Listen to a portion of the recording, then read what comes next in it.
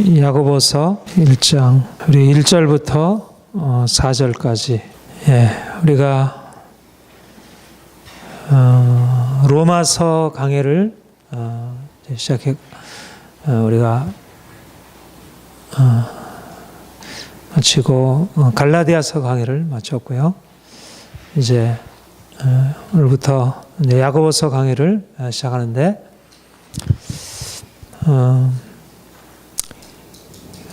로마서나 갈라디아서는 사도 바울의 그 아주 특징이 강하게 배어있는 서신들이고 하나님이 사도 바울을 어떻게 사용하셨는지, 하나님이 사도 바울에게 어떤 것을 계시하셨고 나타내셨는지 그것을 분명히 보아서 알 수 있습니다. 우리가 로마서 갈라디아서를 통해서 특별히 사도 바울이 어떻게 주님을 만나서 그가 그 이전에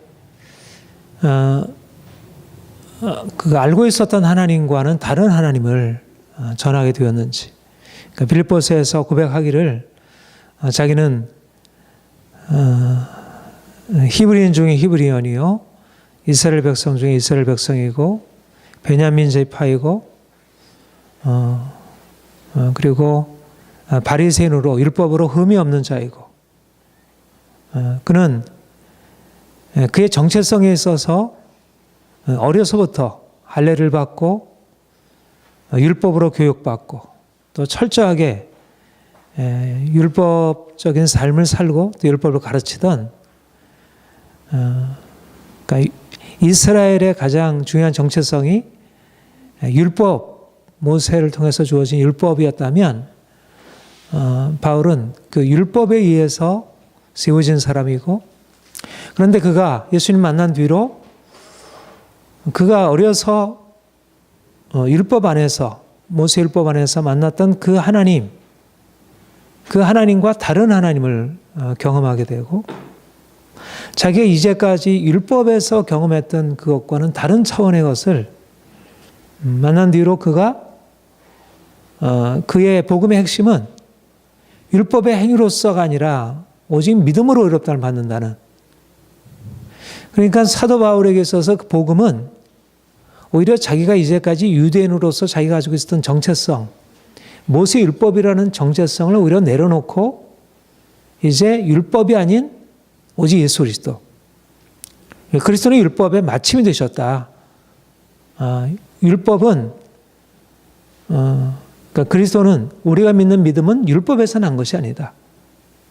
율법은 그리스도 오시기까지 잠정적인 것이었고 이제 그리스도가 오신 이후로 더 이상 율법은 우리에게 타당하지 않다. 만약 율법이 우리의 구원의 길이라면 이방인들은 구원에 합당하지 못하겠지만 율법은 더 이상 구원의 길이 아니고 이제 하나님께서 예수 그리스도 안에서 이방인이나 유대인이나 율법의 행위로서가 아닌 오직 그를 믿음으로 말미암아 의롭다를 얻는다는, 그러니까 그가 어려서부터 자신이 거기에 머물러 있었던 율법이라는 그 정체성을 이제 벗어나서 율법 외에 하나님의 한 의가 나타났으니 율법과 선지자들에게 증거를 받은 것이라. 율법과 선지자들을 부정하지는 않지만 그러나 율법과 선지자들은 이제 예수 그리스도로 나타난 그 하나님의 의, 그 구원의 사실들을 증거하는 의미가 있는 것이지 율법과 율법으로부터 말미암는 그 같은 의는 이제 그리스도가 오심으로 말미암아 더 이상 의미가 없게 되는 것이라. 그래서 율법을 오히려 소극적으로 부정적으로 로마서 갈라디아에서 계속 그런 씨름을 하고 있었습니다. 율법이 얼마나 한계를 가지고 있는지, 그리고 여전히 당시에 유대인들이 율법을 의지해서 하나님께 나가려고 하는 시도들이 얼마나 잘못된 시도들인지, 그래서 유대인들과 아주 강하게 맞섰던 것이고요. 이것이 사도 바울이 그의 복음을 그가 십자가에 못 박혀 죽으시고 부활하신 예수 그리스도를 만난 뒤에 그분과의 만남의 의미를 오히려 이제까지 그가 살아왔던 유대교, 율법이라는 정체성에서 완전히 벗어나는 것을 의미로 이렇게 받아들였던 것을 보게 됩니다. 그런데 야고보, 예수님의 동생이죠. 예수님의 동생인, 그러니까 예수님의 제자 야고보가 있고 예수님의 동생 야고보가 있는데 예수님의 제자 야고보는 어떻게 됐죠? 사도행전 몇 장인가요? 순교를 당했죠. 그러니까 베드로와 함께 베드로, 야고보, 요한 그렇게 예수님의 수제자 3명이 있었는데 베드로, 요한을 남겨두고 야고보는 일찍 순교를 당하고 그리고 처음에 예수님을 믿지 않았던 예수님의 형제 야고보가 이제 나중에 주님을 만나게 되고 그래서 예루살렘 교회에 베드로와 함께 이제 가장 리더로서 세워지게 되고 그 사도행전 15장에 보면 이제 사도 바울이 전한 오직 믿음으로 의롭다를 받는다는 이 복음이 이제 이방인 교회에서 문제가 돼가지고 이제 그것에 대해서 반대하는 유대주의자들이 모세 율법을 지키고 할례를 받아야 한다는 이제 그러한 가르침을 가지고 바울과 바나바와 이제 대립하게 되었을 때 예루살렘 공의회가 열리게 되었죠. 이제 에베소서 이제 사도행전 15장에 보면 근데 에베소서 그 예루살렘 공의회에서 이제 여러 가지 많은 토론이 있었고 그 토론의 최종적인 결말을 낼 때 누가 그 의장 자리에서 그것을 이제 공표하게 되냐면 야고보가 이제 최종적으로 공표하는 것을 보게 되죠. 너희가 이제 베드로가 나서서 말하기를 이제 조상들까지도 매지 못했던 그 율법의 명예를 이방인들에게 맬 것이 아니다. 오직 예수를 믿음으로 의롭받는다. 이렇게 이제 하고 나니까 야고보가 이어서 말하기를 이제 그러니까 이방인들에게 예수를 믿는 이방인들에게 모세 율법을 그대로 자야지킬 것을 요구하는 것은 합당치 않다. 단지 그들에게 음행과 목매어 죽인 것과 우상의 제물을 피하도록 그렇게 편지를 써서 주어서 이방인 교회가 이제 모세 율법을 지키지 않고서도 이제 주님을 섬길 수 있도록 그렇게 최종적인 결정을 내서 이제 바울과 실라에게 이제 보내주게 되고 그래서 그러니까 당시에 있어서 이제 사도 바울의 경우에는 아직 그 전체 이제 그리스도의 교회에 있어서 공적으로 권위를 인정받지 못하고 있던 시대였고, 당시에 예루살렘 교회가 전 세계에 흩어져 있는 모든 교회에 하나의 으뜸되는 권위를 가지고 있어서 거기에 있어서 이제 베드로와 야고보가 으뜸되는 이제 권위, 오히려 베드로보다 야고보가 더 이제 어떤 결정적인 권한을 가지고 있었던 것을 보게 돼요. 그래서 그 야고보가 이제 많은 것들을 이제 감당했는데, 근데 야고보가 이제 그런 야고보가 누구인지 우리가 사도행전 15장에 보면 간단하게 나와 있지만 야고보서를 통해서 그가 어떤 주님을 만나고 어떻게 그가 전한 복음을 어떤 방식으로 표현했는지를 보게 됩니다. 야고보서를 우리가 보게 되면 사도 바울의 경우에 아까 말씀드린 대로 사도 바울의 경우에는 자기가 어려서부터 거기서 자라왔고 가르쳐왔던 그 율법이 오히려 그리스도를 믿고 섬기는 데 있어서 얼마나 부정적인 영향을 미치고 있는지, 그래서 당시에 유대교와 이제 그리스도를 믿는 이 복음을 오히려 대립된 것으로 이렇게 가르쳤다면, 야고보의 경우에는 이제 예수님을 만난 뒤로 그가 분명히 예수 그리스도를 주로 고백하지만 당시에 바리새인들과 같이 그리스도의 복음과 율법을 이렇게 혼합한 것이 아니고, 그렇지만 본인에게 어떤 사도 바울과의 강조점을 좀 달리하면서 이제 율법을 적절한 의미로 말하자면 그리스도를 믿는 믿음이 율법을 지켜 행하는 것과 어떻게 연관되는가? 사도 바울에게 있어서는 우리가 갈라디아서 지난 주까지 이제 보았던 대로 사도 바울에게 있어서는 예수를 믿음으로 말미암아 구원받는다는 것은 1차적으로 율법으로부터 자유함을 가지고 있다. 안식일이나 음식이나 할례와 같은 율법의 행위들로부터 온전하게 자유케 되는 것이야말로 그리스도를 믿는 데서 아주 핵심적인 것이다. 이것이 사도 바울의 1차적인 강조점이고, 그러니까 율법으로부터의 자유함, 이것이 1차적인 강조점. 그러나 율법을 폐하는 것이 아니다. 이제 그리스도로 말미암아 의롭다함을 받고 믿음으로 말미암아 의롭다함을 받은 자들이 율법이 요구하는 하나님을 이제 이웃을 사랑하는 그런 삶을 살아갈 것을. 그러니까 사도 바울도 율법을 지켜 행하는 것을 요구하지만 그러나 그것의 의미는 기본적으로 율법부터 자유함이 필요하다. 그래서 율법으로부터의 자유라고 하는 것을 결정적인 기본적인 바탕, 받침으로써 말하자면 사도 바울에게 있어서 믿음이라고 하는 것은 이제 율법의 행위라고 하는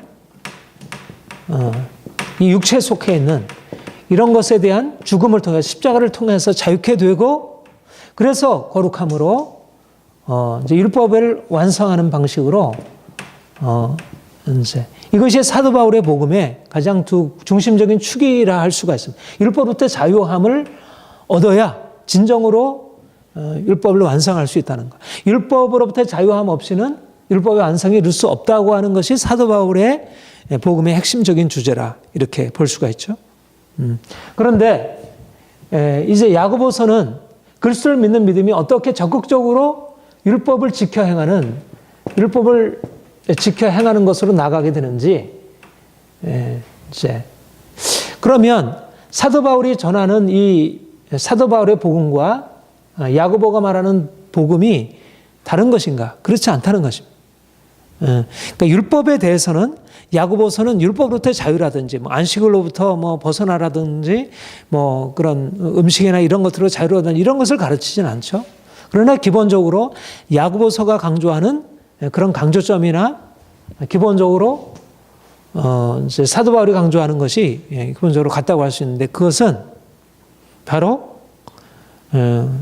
이제 오늘 우리가 살펴보게 될 야고보 사도도 마찬가지로 어디서부터 시작하냐면 예수 그리스도 부활하여 십자가에 죽으시고 부활하신 예수 그리스도 그리고 장차 영광 중에 다시 오실 예수 그리스도.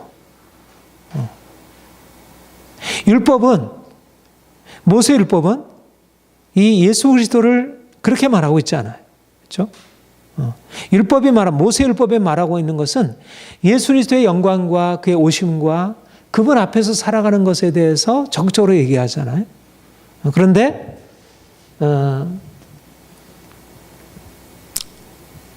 야고보 사도가 율법을 준수하는 것을 얘기할 때 그 율법을 준수하는 것은 동일하게 율법을 준수하는 것을 말하지만 예수 그리스도께서 영광 중에 부활하시고 그가 다시 오실 것이라고 하는 이 비전 아래서 그러니까 율법의 의미가 원래 모세 율법이 주어진 것이 어떤 것으로 주어졌다 그랬어요?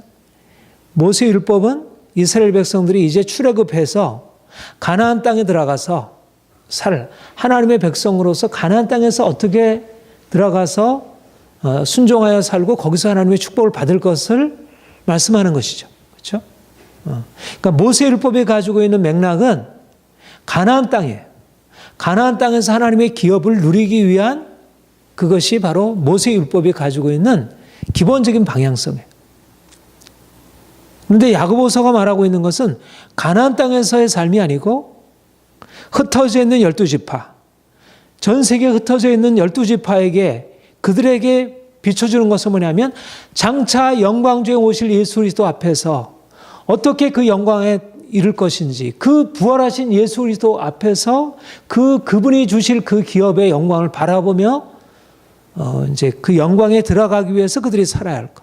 그러니까 율법의 의미가 모세 율법이 가지고 있는 의미가 이제 어떻게 변경되냐면 이제 예수 그리스도께서 가져다 주실 그 영원한 영광의 기업을 바라보면서 행하는 것입니다. 그 점에서 사도 바울과 동일한 비전을 가지고 있는 것입니다.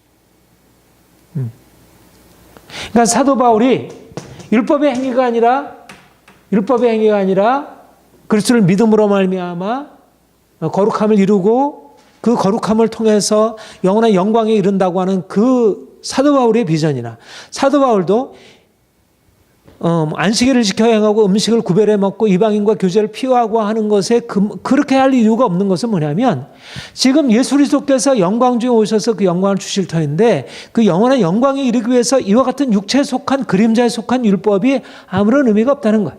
그것은 근본적으로 우리의 삶을 바꾸지 못하고 새롭게 하지 못하고 거룩함에 이르게 하지 못하고 그러므로 중요한 것은 믿음으로 말미암아 주님께서 주신 은혜로 거룩한 삶을 살고 그래서 그 영광에 합당한 자로 변화될 수 있다는 거죠. 이 점에서 사도 바울이 가지고 있는 비전이나 야고보가 가지고 있는 비전은 동일한 비전이라 할 수가 있습니다. 저는 이 야고보서를 이렇게 강해하기로 이제 마음을 먹으면서 그러니까 사도 바울이 이제 로마서나 갈라디아서에서 이렇게 표현하고자 했던 그러니까 예수님을 만나서 어떻게 살아야 하는지 우리가 예수님을 만나서 이 땅의 삶을 어떻게 살아야 하는지를 너무 이렇게 아주 분명하게 아주 간결하게 교리적으로 이렇게 복잡한 싸움을 하지 않으면서 아주 간결하게 잘 표현해 주는 것을 보게 되고 그래서 이 야고보서를 우리가 강의하면서 이제 귀한 은혜가 있으리라 그렇게 생각을 합니다.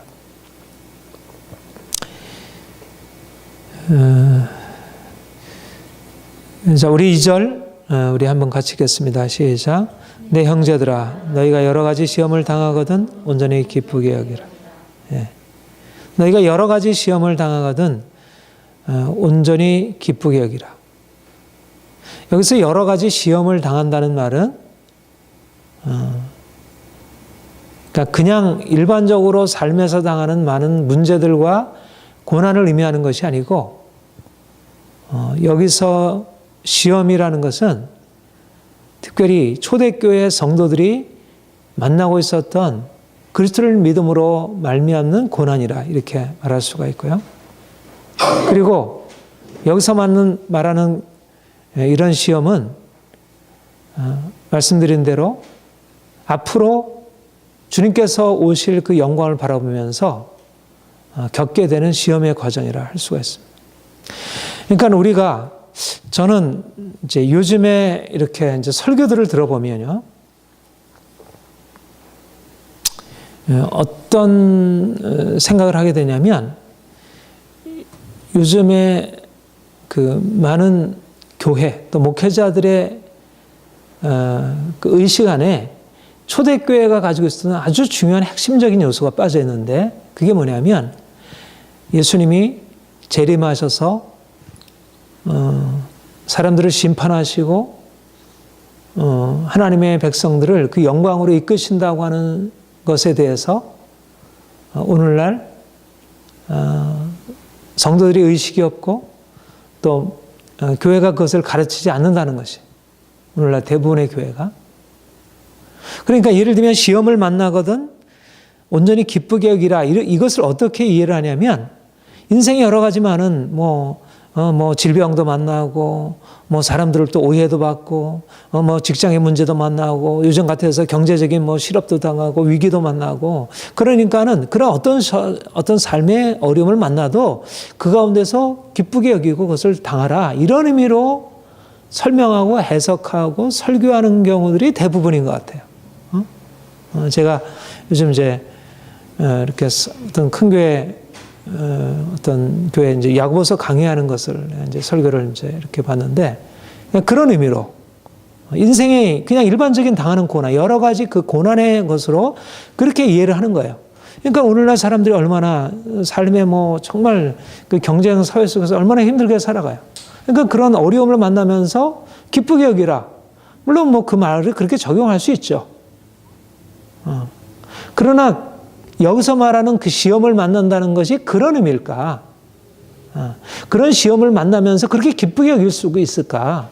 여기서 말하는 것이 그런 것일까?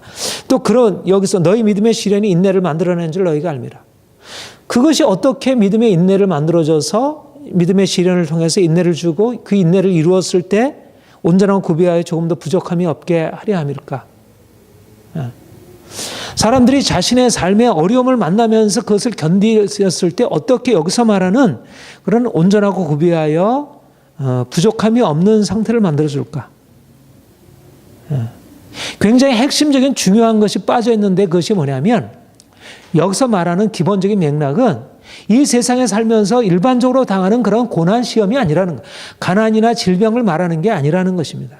여기서 말하는 시험이란 이제 주님께서 오실 것을 바라보고 믿음을 지키고 믿음을 지킴으로 인한 고난의 과정들을 말하고 있는 것입니다. 당시에 흩어져 있는 유대인들에게 베드로전서에서 그렇게 얘기했죠. 갑바도기와 여러 지역에 흩어져 있는 디아스포라에게 내가 명한다. 그러면서 그들이 당하는 고난의 과정들을 얘기를 하는 거예요. 그러니까 유대인이든지 이방인이든지 당시의 그리스도인들에게 있어서 그리스도를 믿는다는 것은 수많은 고난을 의미했던 것이고요. 그래서 그 고난 속에서 기뻐하는 것입니다. 그러니까 무엇을 바라보고 주께서 영광 중에 오셔서 자신들을 심판하실 것을 바라보고 중요한 것은 이 땅에서 그냥 시험을 만났을 때 그냥 하나님 바라보고 그냥 기뻐하는 게 아니라 그 기본적인 그 안에 있는 들어있는 내용은 기본적인 삶의 목표와 방향성이 다르다는 것입니다. 바로 거기 밑에 나오잖아요. 그렇죠? 12절에 뭐라고 얘기를 해요? 같이 읽어볼까요? 시작. 시험을 참는 자는 복이 있나니 이는 시련을 견디어낸 자가 주께서 자기를 사랑하는 자들에게 약속하신 생명의 멸류관을 얻을 것이기 때문이라. 자기를 사랑하는 자들에게 약속하신 생명의 멸류관을 얻을 것이기 때문이에요. 그러니까 당시에 유대인이든 그리스도를 믿는 유대인이든 이방인이들 간에 그들이 가지고 있는 목표는 뭐였냐면 주님께서 영광 중에 다시 오실 그때 그날에 약속하신 생명의 멸류관을 받는 것. 그러니까 그 생명의 멸류관을 받기 위해서 기꺼이 시험을 받아들이고 고난을 참는다는 것입니다. 그 야고보서 5장 7절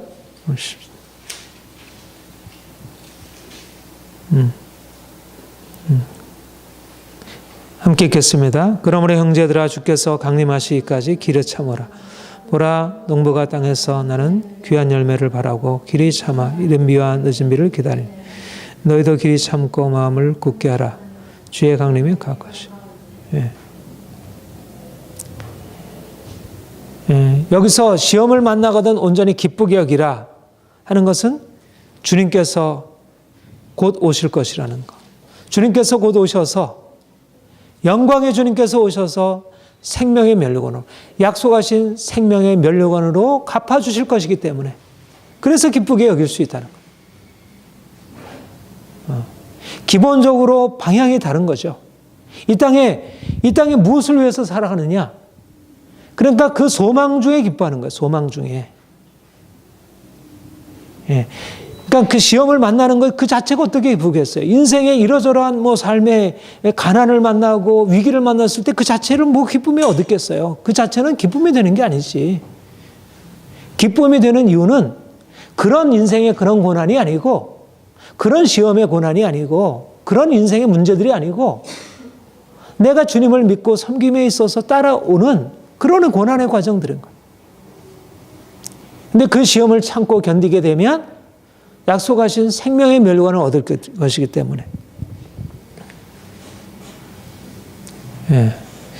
그러니까 중요한 사실은 그러니까 우리가 야고보서를 읽을 때 사도 바울 서신을 읽을 때도 마찬가지고 야고보서를 읽을 때도 가져야 할 아주 중요한 관점은 뭐냐면 우리가 오늘날 바라보고 있는 것과 당시의 초대교회와 당시의 성도들이 바라보는 것이 너무 다르다는 것입니다. 오늘날 사람들의 관점은 이 세상에서 어떻게 평안하게 행복하게 살까? 그 관점 아래서 인생의 문제를 만나게 되니까 그것이 기쁠 수가 없는 거죠. 그 자체가 무슨 기쁨이겠어요. 내가 예수를 믿는데 왜 이런 문제가 계속되는가.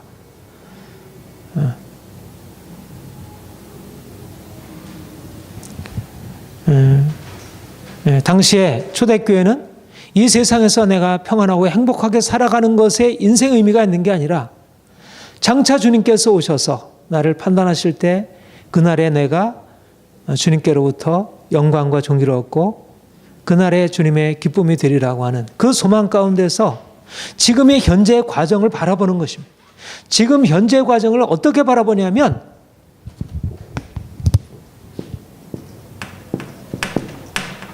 영혼의 관점에서.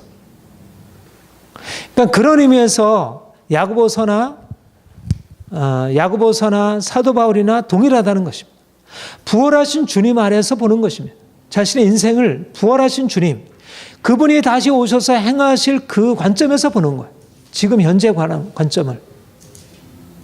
그러니까 우리가 앞으로 야고보서를 계속 하다 보면 더 분명해지는 게 뭐냐면 많은 사람들의 시선이 당시 그냥 자신이 처해 있는 현재 상황에서 자신을 바라보고 무엇을 먹을까 마실까 그렇게 근심하며 행하는 것이. 거기에서 인생의 문제가 내가 인생의 의미를 이 땅에서 행복해서 찾는데 그 행복이 내게 없어졌어. 내가 건강을 잃어버렸어. 다른 사람이 나를 공격해. 근데 어떻게 기쁨이 있겠어요? 그런데 사도 바울이나 야고보 사도가 갖게 되는 그 기쁨은 어떤 기쁨이냐면 이 땅에서 얻는 행복과 자유함으로 오는 그런 기쁨이 아니고 영원하신 주님, 주님께로부터 오는, 주님을 만남으로부터 오는 그 기쁨인 것입니다. 시험을 만나거든 온전히 기쁘게 여기라. 어떻게 그게 가능하겠어요? 시험을 만났는데 어떻게 기쁘게 여겼어요? 인생의 고난을 만나고 근데 어떻게 기쁘게 하겠어요? 그 인생의 고난이 곧 그 영원한 영광으로 우리를 이끌어준다는 그런 비전을 갖는 것입니다. 그 비전 속에서 보는 거예요. 내 인생을 어떻게 내가 오늘날 당하고 있는 많은 문제들과 고난의 과정, 많은 문제들을 이제 무엇을 통해서 보면 영원한 영광으로 보는 것입니다. 영원한 영광에 비추어서 그 목적이 자기가 바라보는 것이 무엇이냐에 따라서 인생을 다르게 보는 거죠. 고린도 후서 4장 18절 17, 18절 한번 봅시다.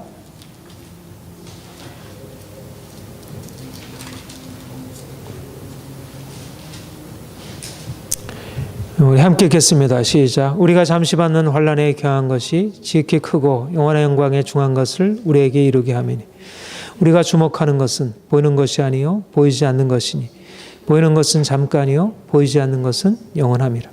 예.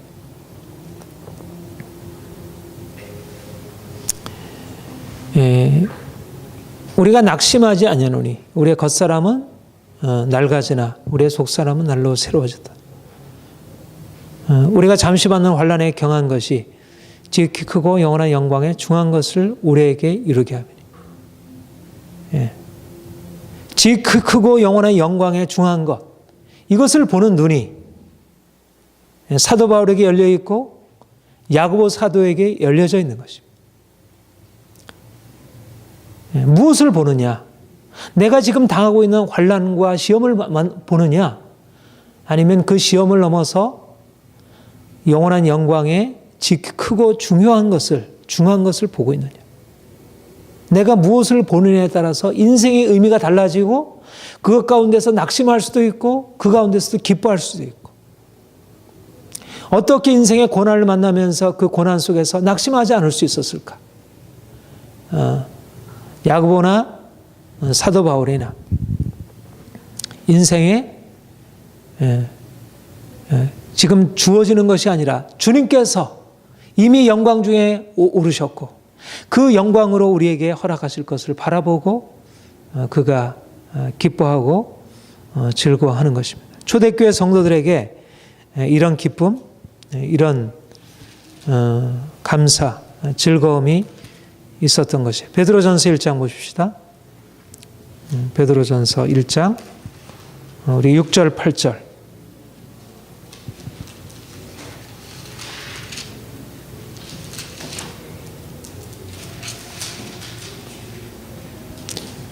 우리 같이 함께 읽겠습니다. 시작. 그러므로 너희가 이제 여러 가지 시험으로 말미암아 잠깐 근심하게 되지 않을 수 없으나 오히려 크게 기뻐하도다.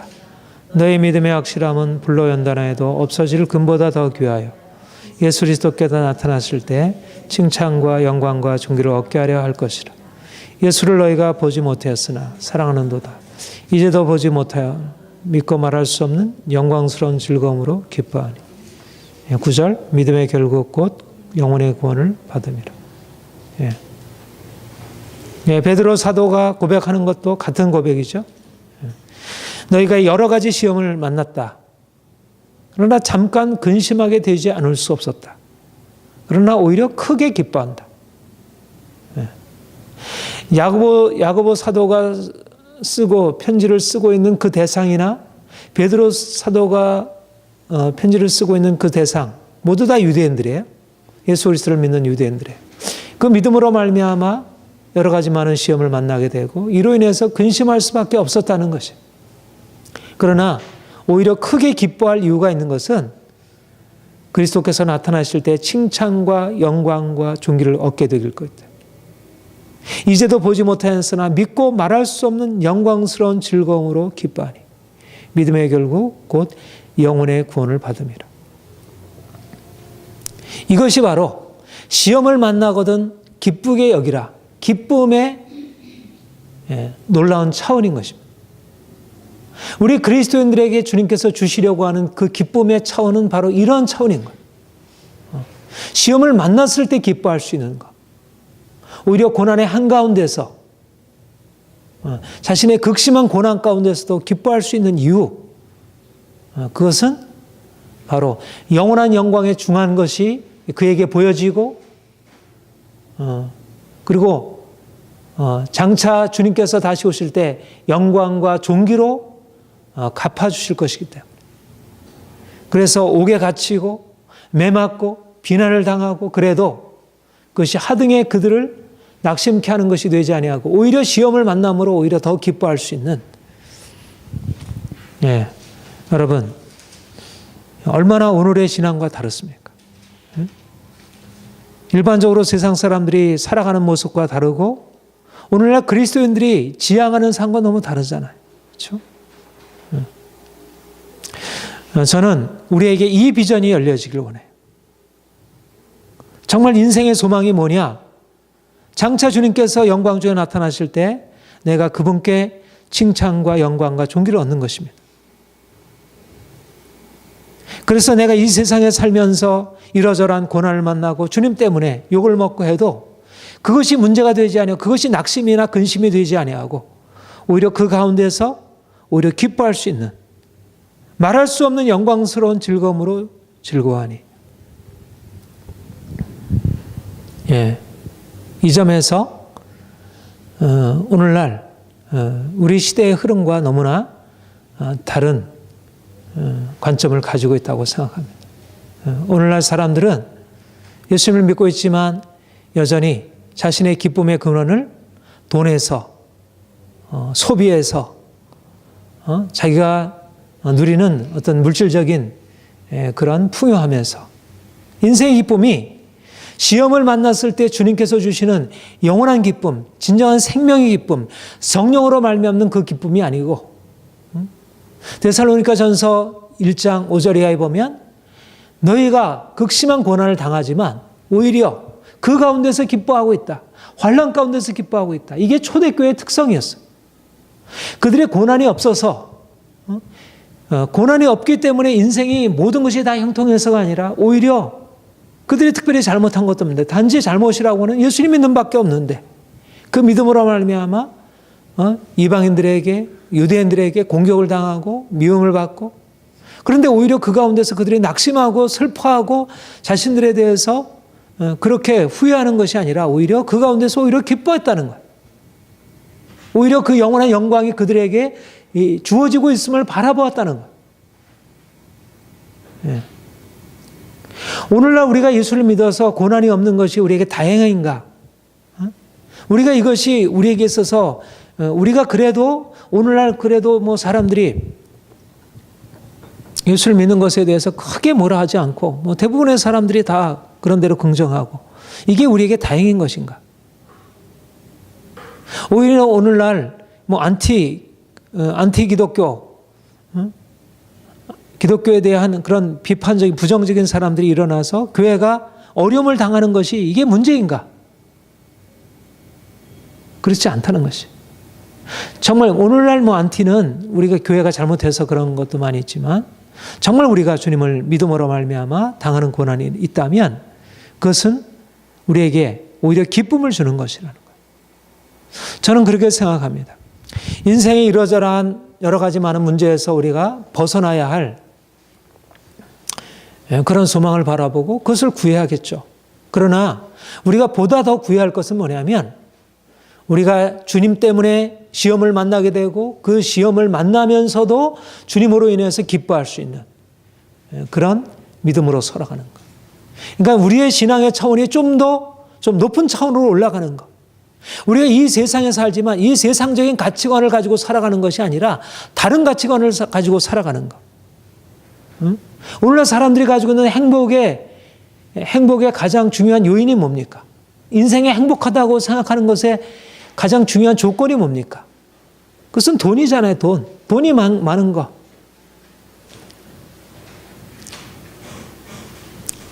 좀 더 이 물질적으로 부욕해 드는 거. 그것이 바로 인생 행복의 근원이라고 생각하는 거예요.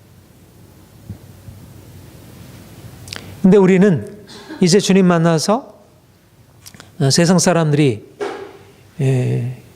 기뻐하는 그러한 행복의 차원이 아닌 주님으로부터 오는 영원한 행복, 영원한 기쁨, 주님 하늘로부터 우리에게 주는 그 영원의 차원이 결국 이 기쁨이 이것은 영원의 차원이 지금 현재적으로 임하는 것입니다. 많은 영원한 영광이 우리에게 현재적으로 임해서 이것이 기쁨으로 시험을 만나든 기쁘게 여기라. 그러니까 현재적으로는 기쁨이 아니죠. 고난인데 어떻게 기쁨이겠어요? 근데 이 기쁨이 하늘로부터 임하는 거예요. 사방으로 우겨쌈을 당해도 쌓이지 아니하고 내가 예수 죽인 것을 날마다 짊어지면 예수의 생명이 내 육체 안에 나타나게 하려 합니다. 오히려 우리가 이 땅에 살면서 모든 것을 다 풍성하게 누리고 살아가는 삶에서 얻는 기쁨은 육체 행복이라면, 육체 기쁨이라면 그 차원이 아닌 우리가 그것을 내어주고 내려놓고 오히려 그것이 오히려 공격을 당하고 문제가 만났을 때 오히려 우리에게 영원의 차원이 보여지기 시작하는 것입니다. 우리에게 나타날 그 영원한 영광이 우리가 주목하는 것은 보이는 것이 아니요 보이지 않는 것이니 보이는 것은 잠깐이요 보이지 않는 것은 영원함이다. 영혼의 차원이 우리에게 열려져서 그 영혼의 차원을 여기서 현재적으로 살아. 그게 기쁨이라는 거예요. 그러니까 이 기쁨은 물질적으로 내가 돈이 많아서 좋은 것 먹고 좋은 옷 입고 내가 원하는 것들을 마음껏 행하는 그 가운데서 얻는 보통 사람들이 뭐 부자나 가난한 자나 이 세상 사람들이 오늘날 정치나 경제나 사회 문화 모든 영역이 다 동의하고 따라가는 그런 행복의 차원이 아닌 다른 차원이 우리에게 열려져 있다는 거죠. 그것이 시험을 만나가던 기쁘게 여기라. 부활하신 주님이 그 생명으로 우리에게 역사하고 있다는 것입니다. 부활하신 주님 우리에게 장차 나타날 그 영광을 우리에게 보여주시고 우리로 그것을 주목하게 하고 그것을 향해서 달려가게 하고 우리가 이제까지 누리고 있던 세상의 모든 행복과 자유함들을 이제 내려놓고 기꺼이 그것을 향해서 나아가도록 하는 것입니다. 이것이 바로 사도 바울이 만난 주님이고 그들이 그 믿음을 가지고 그렇게 살아왔고 사도 바울의 성도들이 그랬고 야고보서의 성도들이 그랬고 그리고 베드로의 성도들이 다 그랬던 것입니다. 초대교회에 일관된 것은 바로 그 영원한 차원이 현재적으로 이것이 영원한 생명이 현재적으로 역사되는 거예요. 그러니까 우리가 죽고 나서 저 영원한 생명으로 들어가는 것이 아니라 이미 이 땅 가운데 살아가는 동안 우리가 주님으로 인해서 우리가 전혀 보지 못했던 보통 세상 사람들 알지 못했던 그 영혼의 차원이 우리에게 열려져서 우리가 그것을 통해서 기뻐하고 감사하고. 근데 여기에 보면 시험이라 그렇게 얘기를 해요. 시험. 고난을 시험이라 이렇게 표현을 하고 있어요. 우리 시험을 보면 시험이 학생들에게 즐거운 일입니까? 즐거운 일이 아니죠. 시험을 잘 봐야 돼요. 우리 박 지사님 시험 보고 있는데, 근데 시험을 잘 통과해야 되잖아요, 그렇죠? 시험은 힘들지만 시험을 잘 통과해야 좋은 성공적인 인생으로 살아갈 수 있어요. 하나님이 우리에게 이 고난을 통해서 우리를 힘겨운 과정들을 거치게 하시는 것이, 그리고 그것이 우리에게 즐거운 게 아닌 거예요. 늘 부담스럽고. 광야 이스라엘 백성들이 애굽에서 나와서 광야의 과정으로 들어갔어요. 그러니까 시험의 과정이에요. 기쁨의 시간이 아니고 낙심의 시간이고 근심의 시간이고 불평과 원망의 시간이에요. 그러니까 우리가 자연적으로 시험을 만나게 되면 기쁨이 아니고 시험을 만나면 근심하게 되는 게 자연스러운 반응이에요. 인생의 문제를 만나게 되면 우리가 자연적인 문제들도 그렇고 더군다나 주님으로 인한 그런 것. 그러니까 그것이 우리에게 힘겨운 거죠. 근데 그 시험의 과정, 광야의 과정이 육체적으로 생각하면 그것이 힘겨운 시간들이지만 그 광야의 시간들이야말로 가나안을 위한 준비하는 시간이죠. 우리가 시험을 만나는 것은 그런 의미를 가지고 있는 것입니다.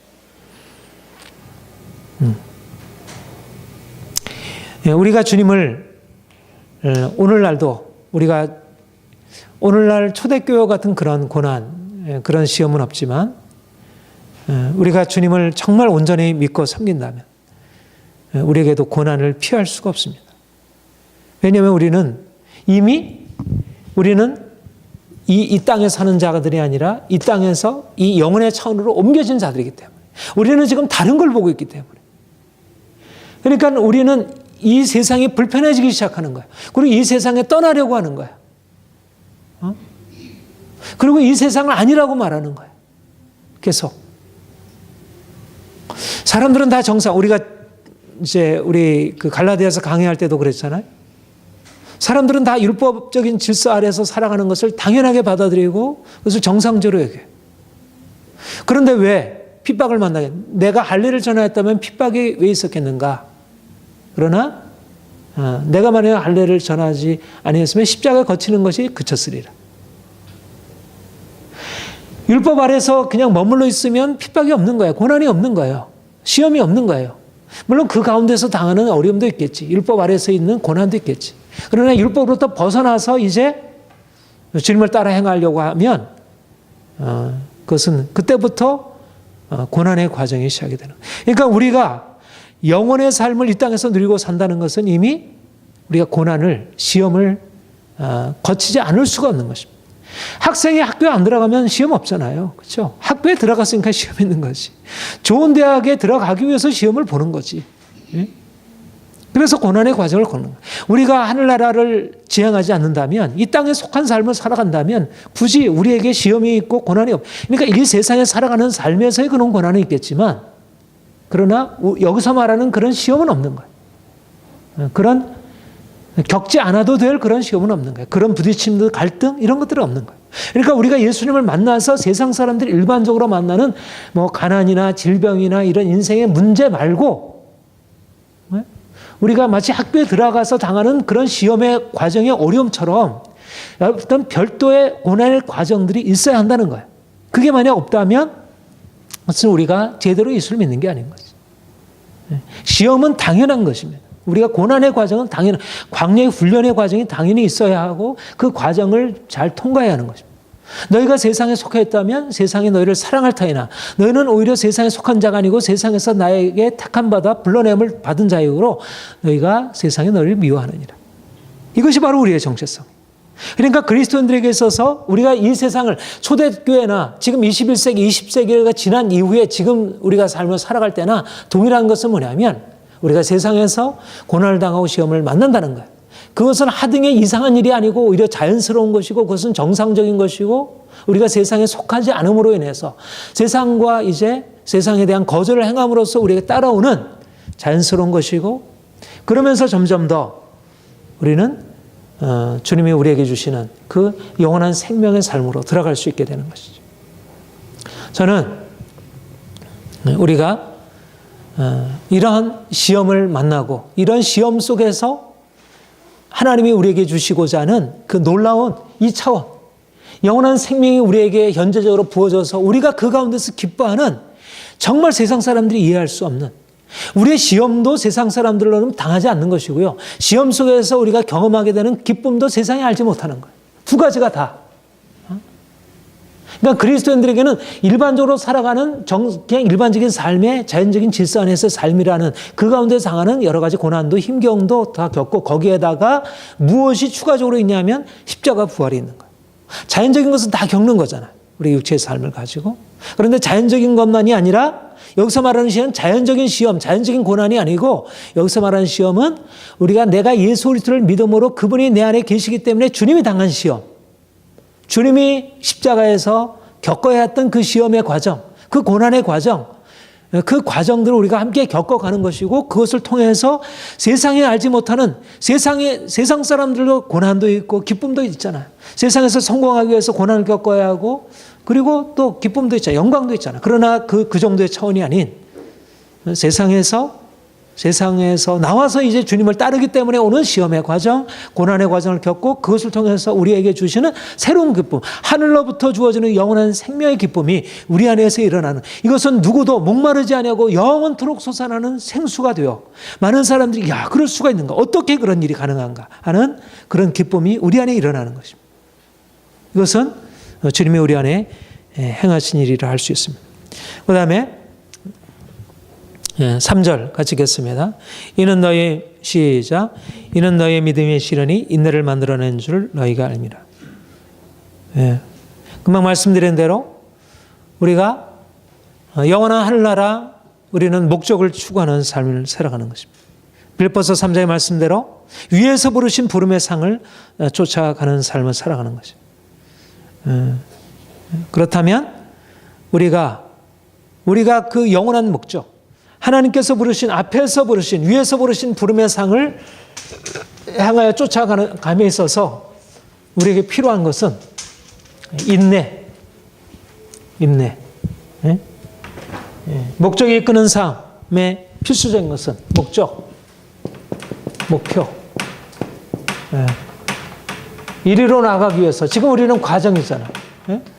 우리는 예수를 믿음으로 출발한 거예요. 이 과정. 우리는 아직 우리가 도달하지 못한 것입니다. 그 영원한 영광에 아직 도달하지 못한 것이에요. 이 과정이 우리가 마치 마라톤 선수가 출발선에 출발해서 나가듯이 이 고통스러운 과정에 우리가 지금 달려가기를 시작한 거예요. 그렇다면 이 과정에서 필요한 것은 뭐냐면 인내 과정인 것입니다. 우리는 영원한 영광이라는 그 소망을 향해서 나아가는데 이 과정, 이 경주의 과정, 이 과정이 바로 시험의 과정이고 고난의 과정이고 이것이 아직은 영원한 영광을 누리는 과정이 아니라 오히려 그 영원한 영광을 바라보고 지금은 고난, 시험, 견디기 어려운 그런 고린도후서 5장 7절에 보면 그렇게 말씀했는데 우리가 지금은 보는 것으로 행하지 아니하고 믿음으로 행한다 그렇게 얘기를 해요. 아직은 영원한 영광이 우리에게 현재적으로 주어졌잖아요. 지금은 단지 그 영원한 영광을 멀리서 바라보고 아직 보지 못한 상태에서 믿음으로 그것을 멀리 바라보면서 나가요. 그러니까 힘든 거예요. 자꾸 놓고 싶은 거예요. 그냥 그만두고 싶은 거예요. 옛날로 그냥 돌아가고 싶은 거예요. 광야 이스라엘 백성들이 그랬듯이. 왜 이렇게 우리는 힘든가? 하나님을 믿으면 좀 더 인생이 좀 더 자유롭고 좋아져야 되는데 왜 우리는 이렇게 힘든가? 낙심이 되고 다시 물러가고 싶고.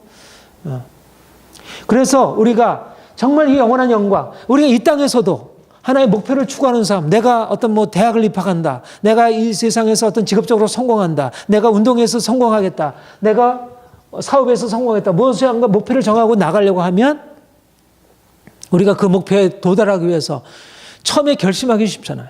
그렇죠? 내가 한번 운동해보겠다. 한번 살 좀 빼봐야지. 그런 작은 거 하나도 결심하고 그 목표를 달성하기 쉽지 않은 거야. 더군다나 대학을 들어가겠다 쉽지 않은 일입니다. 더군다나 내가 직업적으로 성공하겠다 쉽지 않은 일이에요. 한번 결심하고 시작하기는 그래도 쉬워도 이것을 끝까지 인내하고 나간다는 건 정말 쉽지 않은 일이에요. 그러니까 그래서 우리 어려서부터 우리가 늘 듣는 게 참을인이 중요하다. 인내하는 거, 오래 참는 거, 이 견디는 게 참 중요하다고. 아이들이 누가 공부를 잘하는가? 인내하는 아이들. 책상에 오래 붙어 있는 아이들. 그죠? 근데 쉽지가 않잖아요. 근데 그래도 이 세상에서 우리가 어떤 목표를 향해서 나아가는 것은 그래도 뭔가 보이는 가시적인 뭐가 있잖아요. 근데 이게 그리스도를 향하여 우리가 그 영광을 향해서 나간다는 것은 너무 힘든 거예요. 아무것도 안 보이지. 또 이 고난의 과정은 만만치 않은 그런 죽음의 과정이지. 그러니까 쉽게 놓아버리기 쉽고 낙심하기 쉽고요. 그래서 가장 중요한 게 뭐냐면 인내, 오래 참음. 이것이 우리가 영광에 들어가기 위해서 가져야 할 핵심적인 자질입니다. 우리가 그리스도를 믿고 따르면서 핵심적인 중요한 우리의 목표, 우리의 비전이 뚜렷해야 하고 영원한 영광이라는 그 목표가 뚜렷하게 생명의 멸류관을 얻으리라는 그 목표가 우리 앞에 뚜렷해야 하고 그 목표에 들어가기 위해서 우리가 인내하는 거, 오래 참는 거, 오래 참음이야말로 우리가 그리스도를 섬기고 따라가는 데 핵심이라. 야고보서 5장 7절 우리 아까 읽었던 말씀 우리 다시 한번 읽어봅시다. 7절 8절 같이 읽겠습니다. 시작. 그러므로 형제들아 주께서 강림하시기까지 길이 참으라. 보라 농부가 땅에서 나는 귀한 열매를 바라고 길이 참아 이른 비와 늦은 비를 기다리라니 너희도 길이 참고 마음을 굳게 하라. 주의 강림이 가까우십니다. 주 언제까지 참으라고요? 주께서 강림하실 때까지. 주께서 영광 중에 다시 오실 때까지. 우리의 목표는 그분의 영광에 참여하는 것입니다. 이것은 우리가 그때까지 참으라는 말은 주의 강림을 바라보며 참으라는 것입니다. 그날에 주님께서 우리를 영원한 영광으로 이끌어 가실 거예요. 자, 히브리서 6장. 히브리서 6장.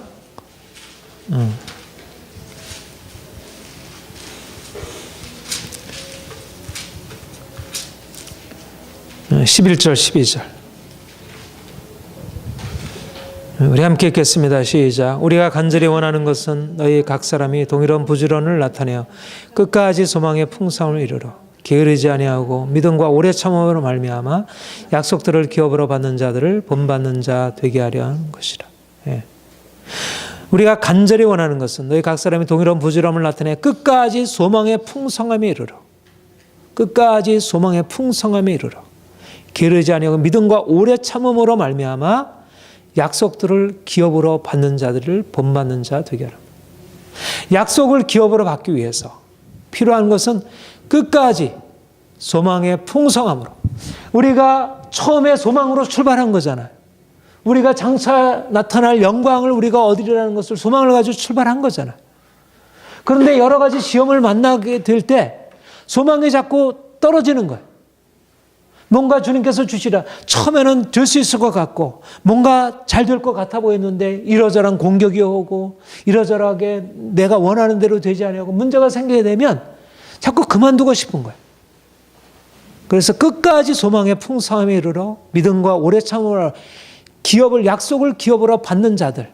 누가 약속을 기업으로 받는가 하면 고난 속에서 낙심하지 아니하고 끝까지 소망의 풍성함에 이르는 사람들, 끝까지 그 소망을 내려놓지 않냐고 나가는 사람들, 포기하지 않는 것. 절대 포기하지 말아라. 그 처칠경에 그렇게 얘기했다 그러죠. 절대 포기하지 마라. 대학 졸업식에서. 우리가 인생의 성공을 얻기 위해서도 절대 포기하지 말라. 우리가 세상에서 여러 가지 실패를 만나도 절대 포기하지 말라. 이렇게 사람들이 공고할 수 있는데 그런데 우리 그리스도인들에게서 영원한 영광을 향해 나아가는 데 있어서 우리에게 필요한 것은 포기하지 아니하고 끝까지 소망 가운데서 앞으로 나가는 것입니다. 왜냐하면 신실하신 주께서 우리에게 갚아주실 것이기 때문에. 이것은 결코 쉬운 싸움은 아니지만 그러나 너무나 귀한 것이라. 여러분들이 이런 오래 참음. 근데 그냥 막 이렇게 인상을 쓰고 애써가지고 그렇게 참는 게 아니고, 주님이 주신 은혜로 넉넉히 견디고 참는 거예요. 그렇죠? 넉넉히 이기느니라. 우리가 종일 주를 위하여 죽임을 당케 되지만 이 모든 일에 넉넉히 이기느니라. 이 참음이 그냥 인간적인 육체적인 의지의 참음이라면 오래가지 못하겠지. 그냥 참고 참다가 그냥 탁 놓아버릴 수밖에 없겠지. 그런데 그 참음 안에는 주께서 주시는 은혜가 있는 것입니다. 은혜가 있고 계속해서 그가 오히려 그 참음을 통해서 우리에게 더 견고케 하시고. 자, 로마서 5장. 로마서 5장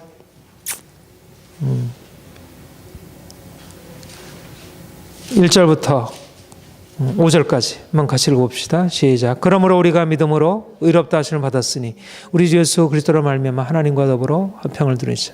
또한 그로 말미암아 우리가 믿음으로 서 있는 이 은혜에 들어감을 얻었으며 하나님의 영광을 바라보고 즐거워하니라. 다만 이뿐 아니라 우리가 환난 중에도 즐거워하나니 이는 환난은 인내를, 인내는 연단을, 연단은 소망을 이루는 줄 알미로라.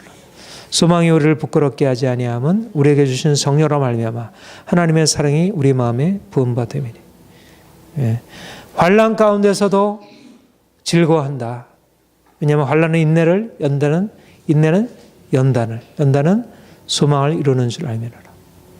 그러니까 환난은 오히려 더욱더 소망을 견고케 하고 더 확실하게 하고 우리의 가지고 있는 인간적인 약함들을 오히려 넘어서게 하면서 주님의 소망이 더 분명해지고 더 주님의 소망이 더 분명해지니까 그 안에 기쁨이 더 확실해지고 이것이 바로 오래 참는 과정 속에서 그 믿음의 고난과 시험 속에서 오래 참는 과정 속에서 생겨나는 그러한 우리 안에 생겨나는 새로운 성품들, 새로운 감정들에 이거는 우리가 가지고 있는 인간적인 것을 넘어서는 것입니다. 위로부터 주어지는 거예요. 주님이 바로 우리에게 우리가 광야의 과정들을 거쳐가면서 사방으로 옥외싸움을 당하는 그런 삶을 만나면서 하나님이 우리에게 주실 은혜들이 우리가 이 땅에 사는 동안 인내라고 하는 것을 이렇게 매일매일 경험하고 그러면서 이제 그러니까 그 인내를 통해서 주님이 이루시려고 하는 아주 중요한 목적이 있는데 우리 4절 같이 보겠습니다. 시작. 인내를 온전히 이루라.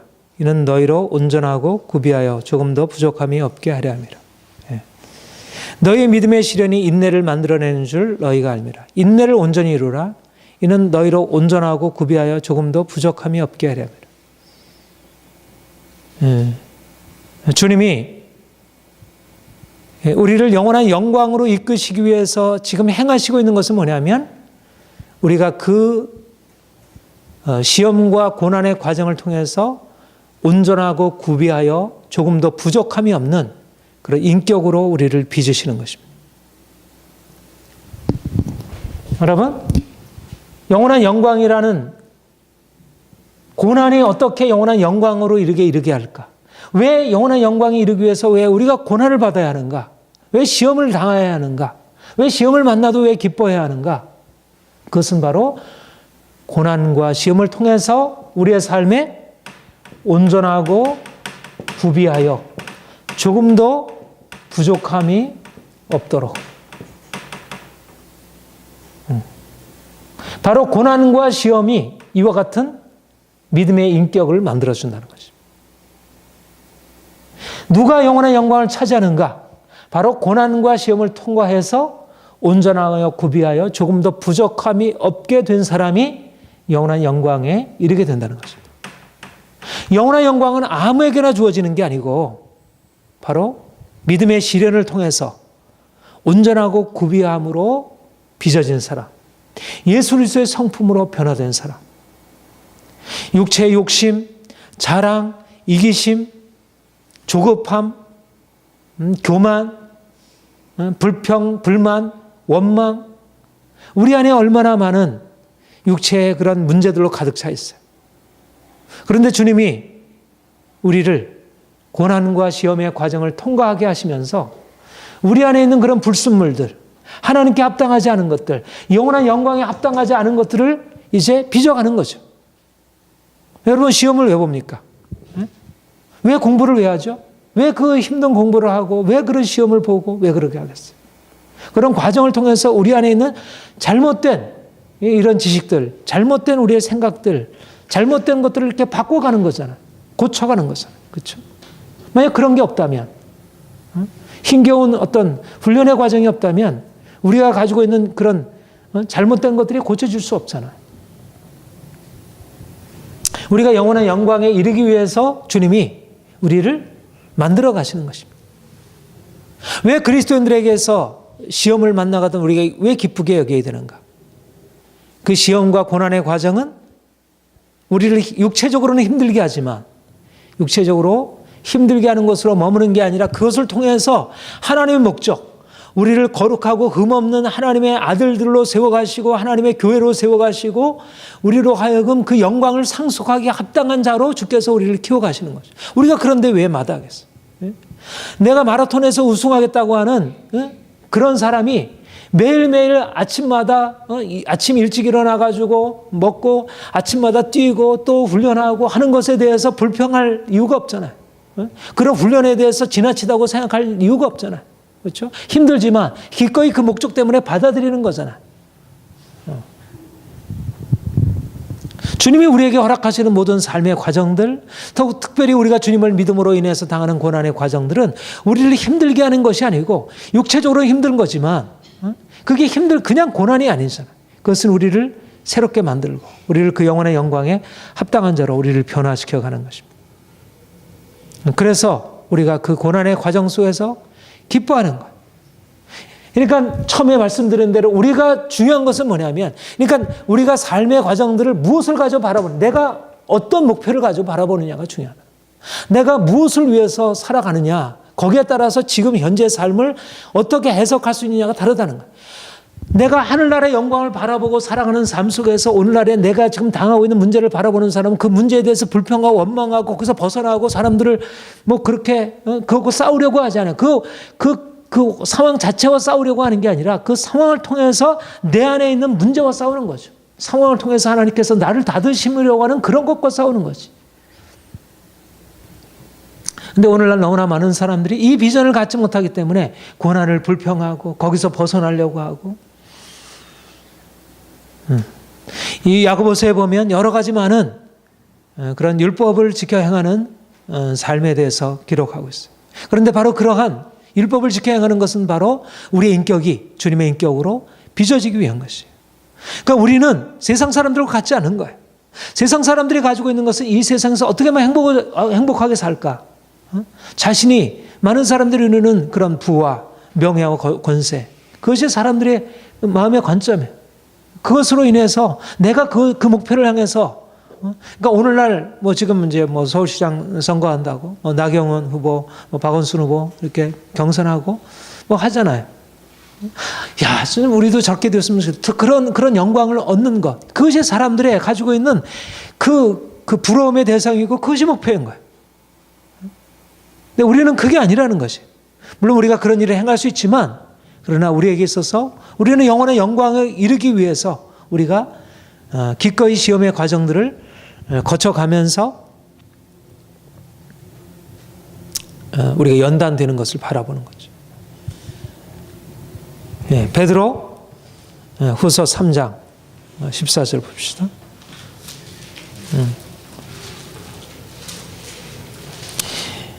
우리가 이 비전이 뚜렷해지기를 원합니다. 3장 14절 같이 읽겠습니다. 시작. 그러므로 사랑하는 자들아, 너희가 이것을 바라보노니 주 앞에서 점도 없고 흠도 없이 평강 가운데서 나타나기를. 15절 또 우리 주의 오래 참으심이 구원이 된 줄을 여기라라.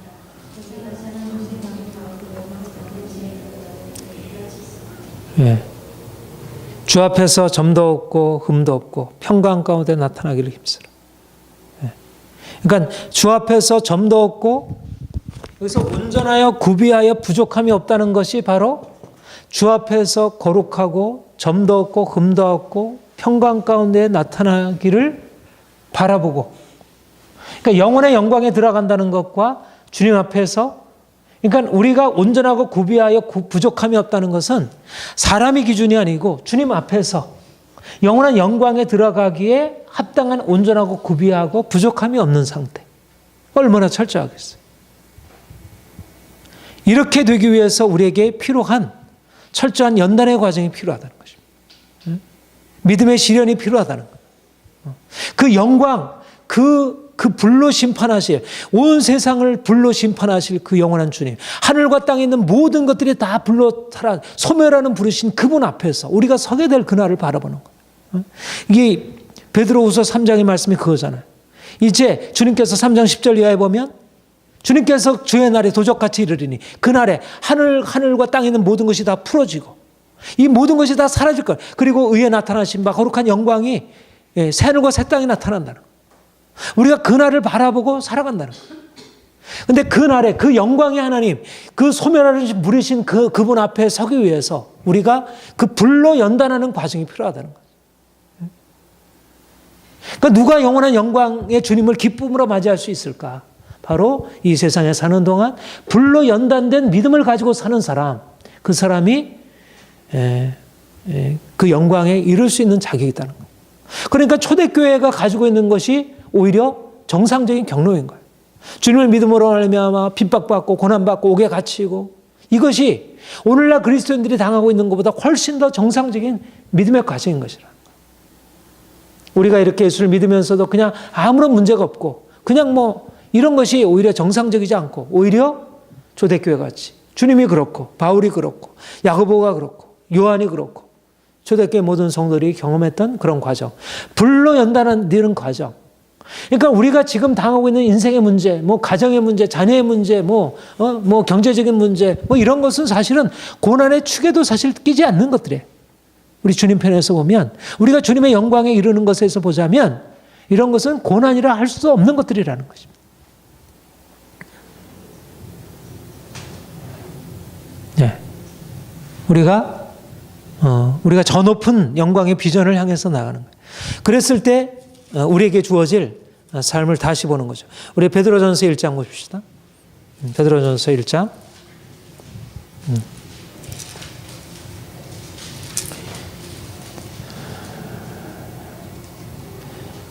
우리 6절, 7절 다시 한번 보겠습니다. 시작. 그러므로 너희가 이제 여러 가지 시험으로 말미암아 잠깐 근심하게 되지 않을 수 없으나 오히려 크게 기뻐하듯 너희 믿음의 확실함은 불로 연단하여도 없어질 금보다 더 귀하여 예수 그리스도께서 나타나실 때 칭찬과 영광과 존귀를 얻게 합니다. 불로 연단하여도 없어질 금보다 불로 연단된 그 금과 같은 믿음, 그 금보다 더 귀한 믿음. 금을 불로 연단하여 그 정금과 같은 그 금으로 그 종기켜 되듯이 그 종기켜 되는 금이 불로 연단된 과정을 경험하듯이 우리가 정금과 같이 연단되는 그 과정을 우리가 겪어가야 한다는 것입니다. 그게 연단의 과정이에요. 그게 시험의 과정이라는 거예요. 의미가 없는 게 아니라 이것이 인생의 편안함과 행복함보다 못한 것이 아니고 오히려 이 과정을 통해서 불로 연단된 믿음을 갖게 되고 우리의 인격 안에 새로움이 나타나게 되고 그래서 하나님이 기뻐 받으시고 우리 베드로전서 4장 10절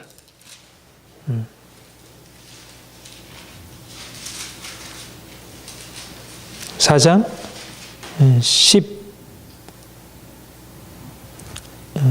12절 같이 읽겠습니다. 시작. 사랑하는 자들아 너희를 연단하려고 하는 불시험을 이상한 일 당하는 것 같이 이상히 여기지 말고 13절 오히려 너희가 그리스도의 고난에 참여한 것으로 즐거워하라. 이는 그의 영광에 나타나실 때 너희로 즐거워하고 기뻐하게 하려. 너희를 연단하려고 하는 불시험이다. 그러니까 여기에 그 고난을 바라보는 전혀 다른 나를 연단해서 온전한 믿음으로 구비하여 새롭게 하는 그런 시험으로서의 그런 불로 우리에게 주어지는 시험. 우리 5장 보겠습니다. 5장 10절. 5장 10절. 같이 읽겠습니다. 시작.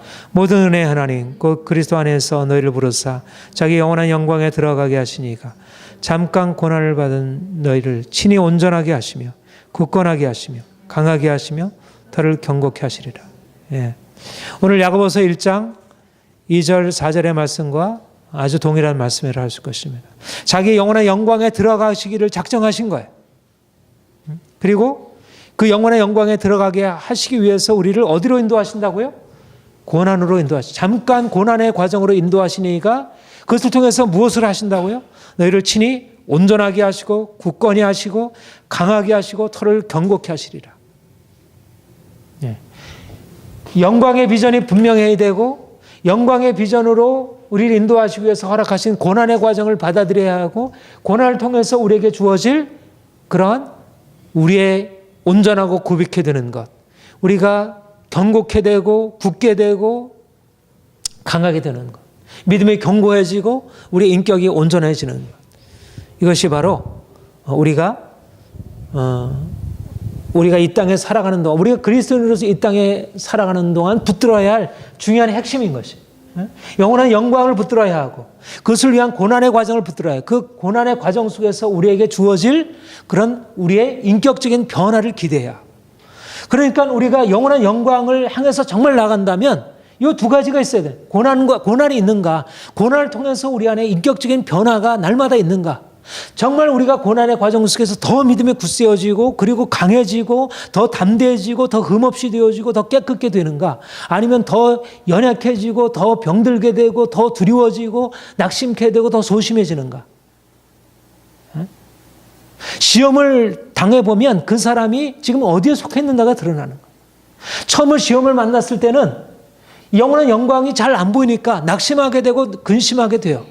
그런데 오히려 시험을 통해서 제대로 그 시험을 당하게 되면 시험을 통해서 더 강하게 되고 굳세게 되고 온전해져 굽게 되는 것입니다. 그러니까 인격적으로 다듬어지는 거예요. 누가 인격적으로 변화되느냐?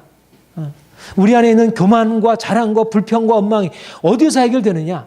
그것이 평안함으로 해결되는 게 아니고 오히려 고난의 과정을 통해서 해결되는 거예요. 누가 인격적으로 다듬어지는가?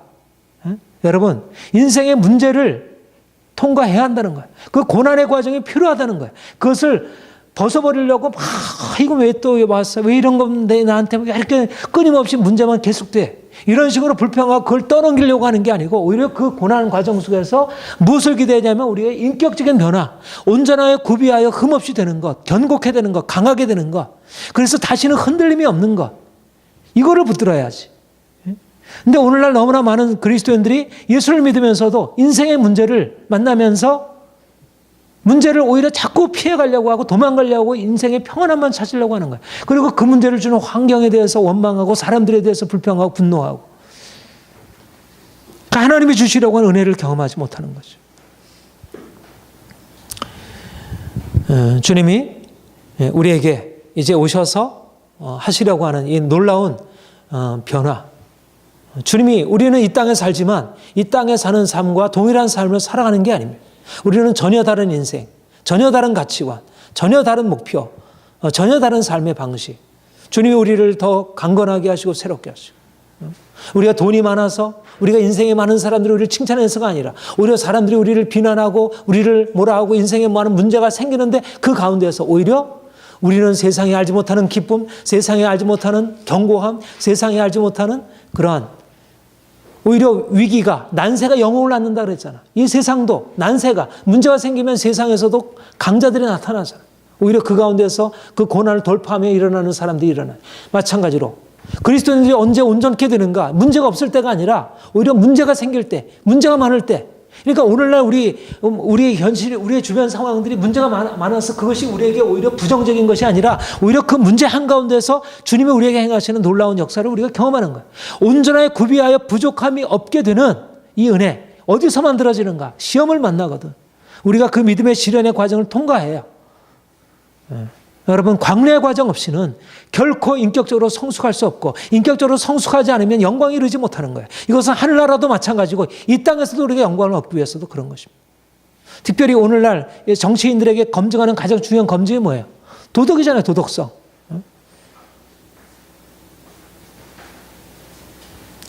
하나님이 우리로 하여금 이제 새로운 비전, 우리가 정말 이 세상을 무엇을 바라보고 살아갈까?